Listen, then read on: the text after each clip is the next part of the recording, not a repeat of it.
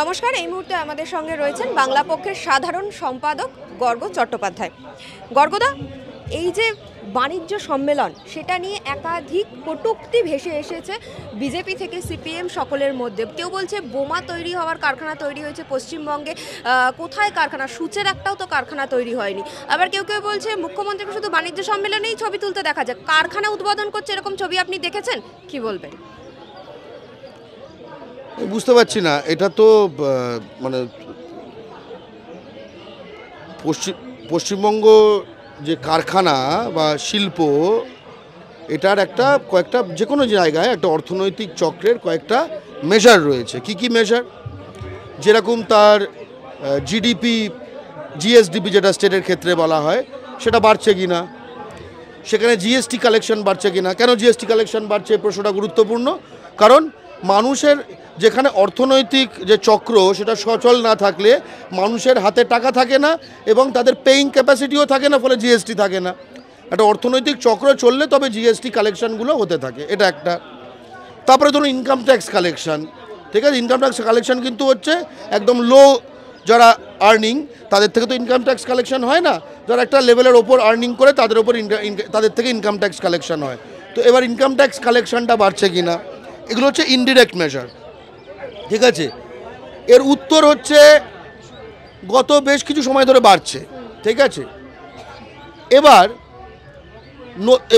এবার যদি আমরা আরেকটা ইনডিরেক্ট মেজারে যাই, এটাও ইনডিরেক্ট মেজার, কিন্তু সেটা হচ্ছে যে কর্মসংস্থান। এই বছরেই এই যে বাজেটটা পেশ হলো, কেন্দ্রীয় সরকারের বাজেটটা পেশ হলো, তার আগে একটা ইকোনমিক সার্ভে বলে একখানা ডকুমেন্ট বেরোয় প্রতি বছর, আজ থেকে নয়, দশকের পর দশক ধরে বেরোচ্ছে। সেটা হচ্ছে এই ভারতবর্ষে অর্থনৈতিক একখানা জরিপ, যেটা ফাইন্যান্স মিনিস্ট্রি বার করে কেন্দ্রীয় সরকারের।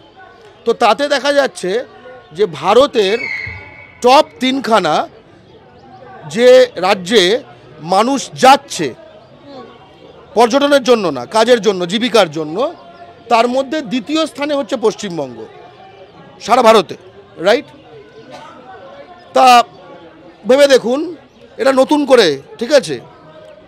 তার মধ্যে আবার হাওড়া জেলা, যার মধ্যে ইঞ্জিনিয়ারিং শিল্পটা পড়ে এবং যার মধ্যে লজিস্টিক্সের এই বড় অংশটা পড়ে, সেটা হয়ে উঠেছে সারা ভারতে ডেস্টিনেশন, মানে মাইগ্রেন্টের ডেস্টিনেশন হিসেবে দ্বিতীয় সর্বাধিক।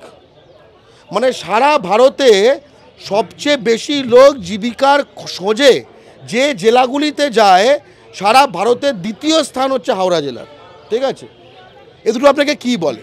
এ দুটো আমাদের এবার যে কাউকে, যে কোনো সাধারণ বোধের মানুষকে এইটা বলে যে এই সব জায়গায় জীবিকা তৈরি হচ্ছে, জীবিকা তৈরি হবার ফলে নানা রাজ্য থেকে মানুষ সেখানে যাচ্ছে, নানা রাজ্য না, ইউপি, বিহার, ঝাড়খণ্ড, রাজস্থান আর কি, ঠিক আছে, যাচ্ছে, ইত্যাদি ইত্যাদি।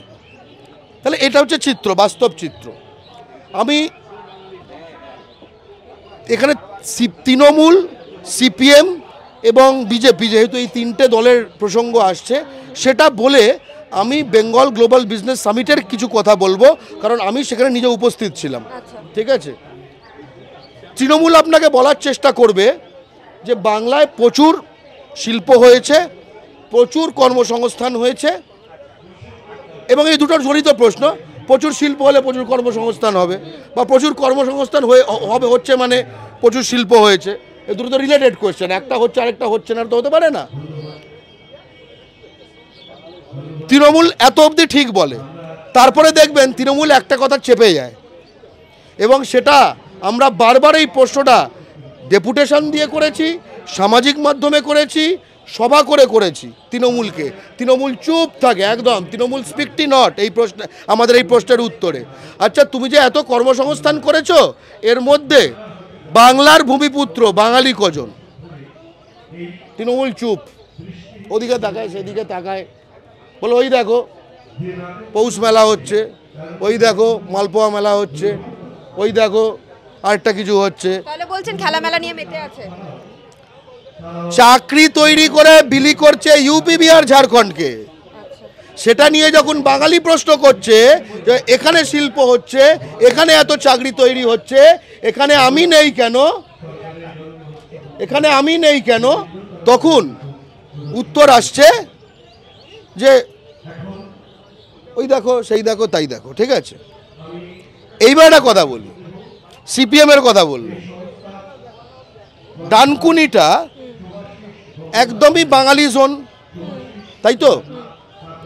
সেই ডানকুনিতে গত 10 বছরে মোটামুটি লজিস্টিক সেক্টরের একটা বিস্ফোরণ ঘটেছে। বিস্ফোরণ মানে বিস্ফোরণ, ঠিক আছে? আমি 3টি ঘটনা দিয়ে বলে দিই। প্রথম কথা, লজিস্টিক সেক্টরে কোনো বাঙালিকে নেয় না, ইউপি বিহার একদম অ্যাডভার্টাইজমেন্টও দেয় বাঙালি নেব না। এগুলো কোন জব? এগুলো কিন্তু 8,000 টাকা 6,000 টাকার জব নয়, কারণ মাথায় রাখবেন তাদের জন্য কোয়ার্টারও বানানো হয়েছে। এবং আপনি যদি এই ডানকুনি থেকে কোলাঘাট অবধি আর ডানকুনি থেকে শ্রীরামপুর অবধি এই দুটো এলাকা ধরে যান, দুপাশে কোনো বসত দেখতে পাবেন না। এমনকি আপনি আগে দেখেছেন বাঙালি হিন্দু হোটেল দেখেছেন তো? ওখানে বিহারি হিন্দু হোটেল বলে দোকান খুলেছে, কারণ আমাদের এই খাবারগুলো তো এই শত্রুঘ্ন সিনহা বলেছে না, মাছ ভাত এগুলো খাওয়া যাবে না। ওই ওনাদের দলনেত্রী তো অন্য কথা বলে। হ্যাঁ, ওটাই ভাগ্যিস যে অন্তত বসটা বাঙালি, তাই না? এবার যেটা বলছি, এখন কিন্তু আগে মনে হয় বাবুঘাট থেকে এই কদিন আগে বাবুঘাটে একজন বাঙালি নারীকে পিটিয়েছে বিহারিরা, ঠিক আছে? বিহারিদের হিংস্র গ্রুপ একটা ভাইরাল হয়েছিল সেটা। মানে এখন বাংলার মানে প্রকাশ্যে বিহারিরা সন্ত্রাস ছড়াচ্ছে বাঙালি নারীদের ওপর। মানে সঞ্জয় রায় লাস্ট সঞ্জয় রায় নয় যে বিহারিটা তিলোত্তমাকে ধর্ষণ এবং খুন করেছে আরজি করে, তারপরেও, কারণ দেখেছে তো যে তিলোত্তমার জাতির লোকজনই বলছে সে নির্দোষ, তো এর ফলাফলটা কী হবে, তাই না? ওইখান থেকে যে বাসগুলো ছাড়ে সেগুলো বিহার যাওয়ার পথে এখন ডানকুনিতে একটা স্টপ দিচ্ছে, কারণ ওখানে এত লোক হয়ে গেছে যে ওখান থেকে ছপরা ছপরা ছপরা ছপরা, বলিয়া বলিয়া বলিয়া বলিয়া, দরভাঙ্গা দরভাঙ্গা দরভাঙ্গা দরভাঙ্গা, বৈশালী বৈশালী বৈশালী বৈশালী, এর একটা সার্কিট তৈরি হয়ে গেছে। দ্বিতীয়, এই যে লোকগুলো এখানে এসে বসে এবং বাঙালি তখন বাইরের রাজ্যে গিয়ে লাথিজাটা খায়, কোন কোন বাইরের রাজ্যে গিয়ে লাথিজাটা খায় এটাও খুব গুরুত্বপূর্ণ। জাস্ট গত সপ্তাহে ছত্তিশগড় এবং রাজস্থানে হাজার হাজার পশ্চিমবঙ্গের বাঙালিকে হুগলি, নদিয়া, মালদা, মুর্শিদাবাদ তাদের একদম কুকুরের মতো একই জায়গায় জড়ো করে তাদের বাংলাদেশি বলে হ্যারাস করা হয়েছে, পেটানো হয়েছে ইত্যাদি। ইন্টারেস্টিংলি এটা কোন দুটো রাজ্য? রাজস্থান এবং ছত্তিশগড়। কেন আমি এই দুটো রাজ্যের কথা বলছি? এই দুটো রাজ্যের গড় আয় পশ্চিমবঙ্গ থেকে কম, তার মানে নিশ্চয়ই তারা সুপার লুক্রেটিভ কোনো চাকরির জন্য ওখানে যায়নি, যে বিশাল টাকা অনেক মানে পশ্চিমবঙ্গে কোনো ইয়ে নেই তার জন্য যায়নি, ফেস করতে হচ্ছে। ওই ছেলেগুলো যদি এই যে কয়েক লাখ যারা পেয়েছে এই ডানকুনিতে, সেখানে যদি হতো তাহলে বাবুঘাটে বাসগুলো ডাইরেক্ট চলে যেতে পারতো, মাঝে স্টপ দিতে হতো না। আরেকটা ঘটনাও ঘটতো না, সেটা হচ্ছে কদিন আগে এই যে তৃণমূলের যে সরকার, রাজ্য সরকার, এটা দেখাতে যায় যে কত মানে মানে এ তো আসলে কি, মানে তৃণমূলটাই হচ্ছে সবকা সাথ সবকা বিকাশ পার্টি। কারণ এখানে তৃণমূলের থেকে মালকড়ি পেতে এই শ্রী আর এই সাথীগুলো করতে আপনাকে পশ্চিমবঙ্গের লোক হতে হবে না, ইউপি বিহার এনিথিং ওকে। কেন এটা কি করে বোঝা গেল? ডানকুনিতে একটি বাসের মাথায় সবুজ সাথীর সাইকেল ডাই করা চলেছে, জিজ্ঞেস করা হলো, এটা মিডিয়া পৌঁছে গেছিল এই তোমার মতোই, যে কি ব্যাপারটা, বলে দেশ যা রাহা হ্যাঁ, ঠিক আছে? তার মানে এই লোকটা এখনও নিজের দেশ বলতে ওই এলাকাটাকে ওদের ইউপি বিহারকে মনে করে, কিন্তু মাল তোলার জায়গা হিসেবে এই পশ্চিমবঙ্গটাকে মনে করে, এবং পশ্চিমবঙ্গে আবার কাগজপত্রে ঢুকেও গেছে, ঠিক আছে? এই বিহারির দুয়ারে দুয়ারে সরকার এখনও চলছে। তার মানে রাজ্য সরকার নতুন প্রকল্প বলছেন? নতুন না, পুরনো প্রকল্প। বছরে 1-2 বার করে আরও কত বিহারি ঢোকানো যায়, ইউপির লোক ঢোকানো যায়, ঝাড়খণ্ডের লোক ঢোকানো যায়, এই লিস্টে তার একটা সুনির্দিষ্ট ব্যবস্থা আছে, এবং সেটা আবার বাঙালি রাজ্য সরকারি কর্মচারীরা খেটে খেটে সেই নামগুলো এন্ট্রি করে ক্যাম্প করে, ঠিক আছে? থার্ড, সিপিএমের কথা বললেন, কর্মসংস্থান নেই, কোনো শিল্প নেই। সিপিএম ডানকুনিতে দেয়াল লিখন করেছে হিন্দি মাধ্যমিক স্তরের স্কুল চাই। কথাটার মানে বুঝুন। যেগুলো এসছিল এত এত বাচ্চা দেয়, তো হাম দো হামারা দো বাকি বঙ্গাল ভেজ দো, তো এত এত বাচ্চাগুলোর মধ্যে কিছু তো এখন 13, 14, 15, 16 বছর হয়ে গেছে। बंगाल में आया, बंगाल में कमाया, बंगाल में रहता, बांगाली को बांग्लादेशी बोलता, बांगालीर काज खाता, আবার বাংলা স্কুল में বাংলা শিখনা পড়তা হয়, কেমন অন্যায় হয়। এই অন্যায়টা যাতে তাদের উপর না করা হয় তাই জন্য সিপিএম এসে গেছে যে এবার ওখানে হিন্দি স্কুল খুলতে হবে। কেন হিন্দি স্কুল খুলতে হবে? ওখানকার বাঙালিরা কি হিন্দি শেখার চেষ্টা করছে? না। ওখানে যদি বাঙালিরা হিন্দি শেখার চেষ্টা না করে তাহলে হিন্দি শেখার চেষ্টা হিন্দি স্কুলের দাবি কারা করছে? হিন্দুস্তানিরা। ওখানে হিন্দুস্তানি এলো কি করে, কি করতে? ডানকুনি কি একটা বিরাট পর্যটন স্থল, তীর্থস্থল? হ্যাঁ, মা ডানকুনিশ্বরী এরকম কোনো ঠাকুর আছে? আমার তো জানা নেই। ঠিক আছে, ওখানে বিরাট সমুদ্র, জলপ্রপাত, ঠিক আছে, পাহাড় পর্বত এসব আছে কিছু ডানকুনিতে? কি আছে? কেউ যদি নেহাত অন্ধ না হয় বুঝবে চারিদিকে শুধু লজিস্টিক্সের হিউজ, এবং যারা গাড়ি করে বাসে করে যান তারা কিন্তু পুরোটা বুঝবেন না। তার কারণ গাড়ি করে করলে আপনি শুধু রাস্তার পাশটা দেখতে পাবেন, এগুলো এক একটা কয়েক কিলোমিটার ডিপ।